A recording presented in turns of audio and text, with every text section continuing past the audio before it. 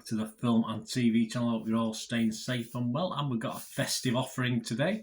Yes, I did look forward to this. Stars David Harbour, you know David Harbour from Stranger Things, as Santa Claus, of course, and the film is called Violent Night. So we're going to have a look at that today. Please, if you're new to the channel, push that subscribe button, push the bell notifications. It'd be great to have you on board. And if you're old or new and you're still pushing buttons, please push that little like button, that little thumbs up button. Make an old film and TV watcher very happy, and it'd be much appreciated. If film reviews, TV drama reviews, information vlogs, lots of little things. Right, Violent Night, yes, a 2022. They just call it an action comedy film, but yes, it's definitely Violent Night. It's definitely a violent action film, yeah. Even though obviously it was an R rating in the US and it's a 15 rating here in the UK, it did take me back just a little bit. Took me aback. Well, not take me back. Took me aback. That's the word I can use.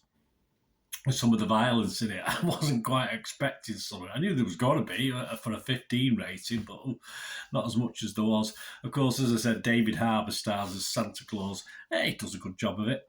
He fights mercenaries who have taken a wealthy family hostage in their home. Yeah, not a bit of a dysfunctional family.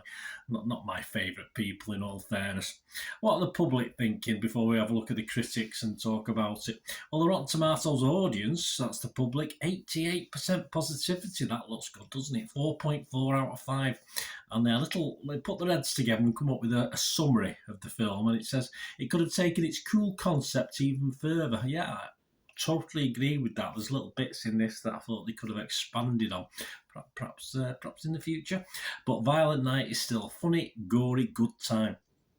David Harbour is terrific as a Santa you won't want to mess with. He certainly is. He's nice, but he's hard and nice. If he can be that, I think you can. Yeah, Internet Movie Database, the other site we look at, the public, over 25,000 reviews on this one. I think it came out in early December, about the 2nd of December. Theatrical release, so we've had plenty of time to have a look at this, and 87% positivity on this from Internet Movie Database. Directed by Tommy Wirkola, written by Pat Casey and Josh Miller, and as well as Mr. Harbour, we've got John Leguizamo, very good. Plays a good part. Alex Hassel, Alexis Lauder, Eddie Patterson, Cam Gigandet, Leah Brady, and Beverly D'Angelo. Nice to see Beverly D'Angelo again. And yes, Rotten Tomatoes. About the critics, let's have a look. The public like it. What about the critics? Interesting one, this one. The Rotten Tomatoes critics are very positive. 73% of 192 critics are positive, and it averaged 6.4 out of 10 for this sort of film. That's very, very good.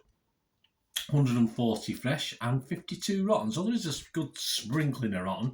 Let's have a look at that's name and shame, or name and blame, or name and acclaim even. Yeah, Kevin Mayer, he's from the Times here in the UK. He thought it met expectations. He said Die Hard meets Miracle on 34th Street. Yeah, even Die Hard looks quite tame compared to this. That's the pitch, and most of this blood-soaked action comedy neatly fulfills those expectations. And also from the Hollywood Reporter, we've got Angie Han, and she was quite happy with what was inside the box. She said, delivers exactly what it promises on the box. It does not necessarily deliver much more than it promises on the box, but then it doesn't need to. A lot of boxes in that one there, so she was happy. But we do have some dissenters, as you saw. And Tim Roby, he's from the Daily Telegraph here in the UK, he said, though he thinks it's grim. Yeah, he thinks it's grim, but not in a good way. If all this mayhem was meant as a deliciously nasty antidote to seasonal schmaltz, they bottled out. The action is dingy and the sugar content is equally grim. I can see what he's getting at about the sugar content there. It doesn't quite work within the context of what we're watching on telly on the big screen. For those seeking harder-edged holiday entertainment, yeah, perhaps it'll be spot on, but it didn't suit Tim Roby there from the Daily Telegraph, that's for sure. The Metacritic, that's the other site we'll look at. Yeah, they're interesting enough. They're not as impressed. So to all the other guys we've already spoken about, they only give it 55 out of 100 based on 37 reviews, 20 positive, 11 mixed, and 6 negative, and it scored anywhere between 38 out of 100 and 90 out of 100. Empire magazine, yes, one of my obviously go-to pre-review paper magazines. only give it 40 out of 100, and said it was sort of dull. They got to say good fun in places, so it's not all dull, but dull for the most part. I wouldn't say for the most part. Violent Night is serviceable Christmas viewing.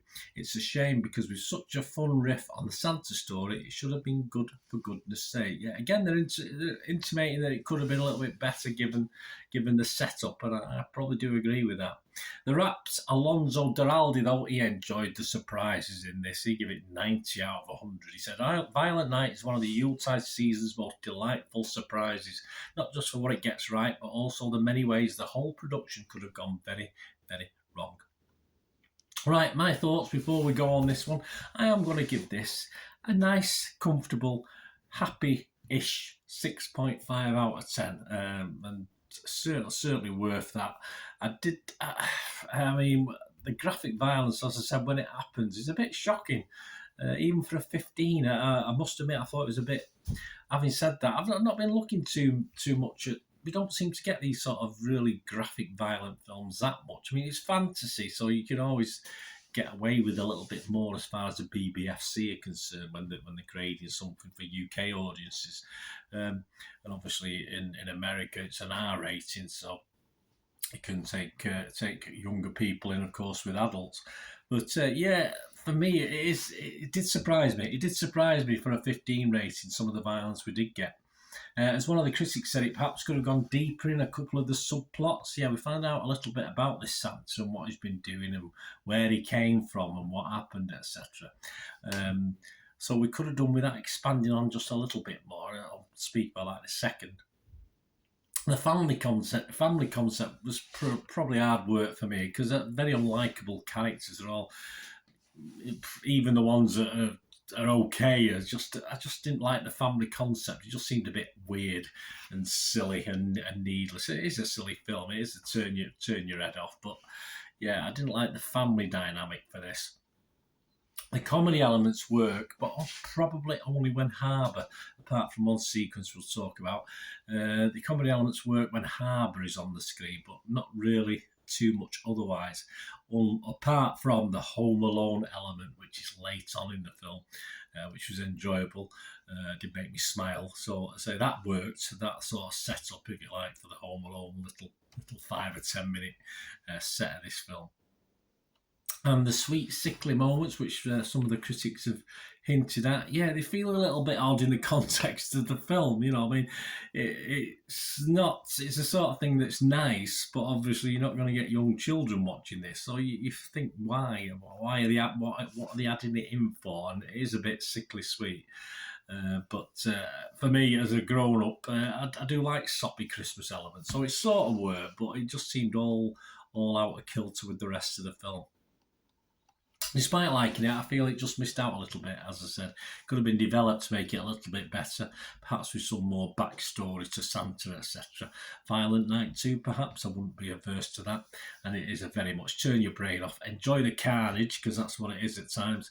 And though it did miss a trick or two, it just about worked for me. I was quite happy with it. I was quite pleasantly surprised. I saw some early reviews and they weren't very positive, but that's because I went on to Internet Movie Database and Metascore, which weren't the greatest, but obviously a lot of other outfits, websites, etc. liked it a lot more than they did. Thanks for watching, guys. Anyway, if you get to watch this, let me know what you think. And did it make you Christmas? Probably not, but let me know anyway. Thanks for watching. Please, till we meet again. And that's what we know. Please stay safe, everyone.